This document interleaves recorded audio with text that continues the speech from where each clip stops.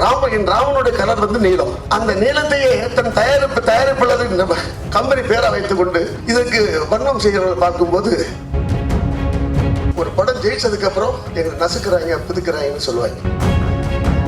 இப்படி ஒரு படத்தை எடுக்கணும்னா உண்மையில கண்டிப்பா தில்லு வேணும். அந்த தில்லுக்கு நான் ரொம்ப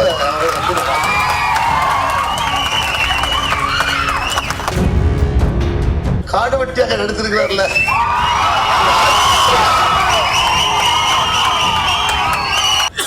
காடு வெட்டி இந்த படத்தில் நான் பணியாற்றியதில் மிக பெருமை அடைகிறேன். ஏனென்றால் சமீப காலங்களாக நம்ம தமிழ் திரைப்பட இண்டஸ்ட்ரி, நம்ம தமிழ் இண்டஸ்ட்ரியில் மட்டும்தான் நான் நிறைய லாங்குவேஜ் பண்ணிட்டு இருக்கேன். நான் நேற்று கூட 2 நாளோட பாம்பேல தான் வந்தேன். சில சொல்லப்படாத விஷயங்கள் இங்கே தான் நடக்குது. இது அது உதவி இயக்குனராக இருக்கும்போது தான் அதை வரமாட்டேங்குது. ஒரு படம் ஜெயிச்சதுக்கப்புறம் எங்களை நசுக்கிறாங்க புதுக்கிறாங்கன்னு சொல்லுவாங்க. அது எதை சொல்ல வருதுன்னு தெரியல. பொதுவாக இந்த படத்துடைய கதை சகோதரர் சோலை ஆர்மோ அவர்கள், அவரும் 4 தயாரிப்பாளர்கள். முக்கியமாக அந்த 4 தயாரிப்பாளர்கள் மிக மிக நன்றி சொல்லணும். ஏன்னா இப்படி ஒரு படத்தை எடுக்கணும்னா உண்மையில கண்டிப்பா தில்லு வேணும். அந்த தில்லுக்கு நான் ரொம்ப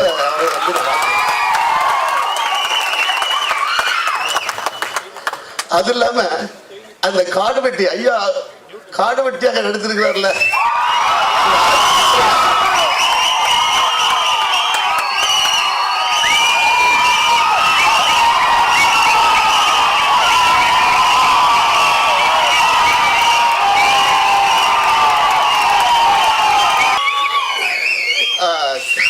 அவர் இந்த படத்தில் வாழ்ந்திருக்கிறார். ஏன்னா குறிப்பாக இந்த படத்தில் ஒரு முதல் இன்ட்ரோடக்ஷன் ஃபைட் நடக்கும்போது எனக்கு 3-4 டைலாக்ஸ் சொன்னார் நம்ம சகோதர சோலை. அதுக்கு நான் நிறைய கட்சி சொன்னேன். பட் அது சூழ்நிலை எங்களுக்கு நிறைய மழைகள் வந்ததுனால நான் மறுபடியும் பேஸ் பண்ணிக்கலாம் சார் சொல்லிட்டேன். அதுக்கப்புறம் என்னாலேயும் அந்த படத்துக்கு ஒர்க் பண்ண முடியல. இல்லைன்னா இன்னும் அந்த இன்ட்ரோடக்ஷன் அது சோலை சாரே அந்த டைலாக் பேசியிருக்காரு. அது இல்லாமல் அந்த படத்தில் நிறைய விஷயங்கள் நான் சொல்லி ஆகணும். எதுக்குன்னா அந்த படம் நாங்கள் ஷூட் பண்ணும்போது எல்லாமே எனக்கு தன்னுடைய ஒரு பெரிய உணர்வு வந்தது. ஏன்னா அந்த ஷூட்டிங் சார்ந்த மக்கள் அனைவரும் ஷூட்டிங் பார்க்க வரும்போது அந்த மஞ்சள் பணியில் ஐயா காட்வெட்டி குரு ஐயாவுடைய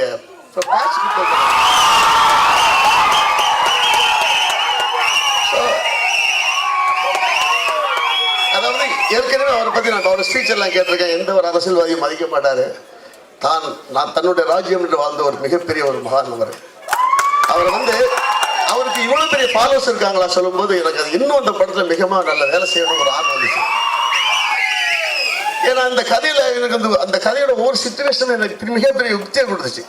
ஸோ இந்த படத்துக்கு இன்னும் பிரம்மாண்டமா வேலை செய்யணும் சொல்லும்போது நானே கிளைமேக்ஸ் நிறைய விஷயங்கள் கொடுத்தேன். ஆனால் அதனால அவங்களுக்கு கொஞ்சம் ஒரு தயாரிப்பாளர் கொஞ்சம் லாஸ் தான். என்ன லாஸ் தானே உங்களுக்கு?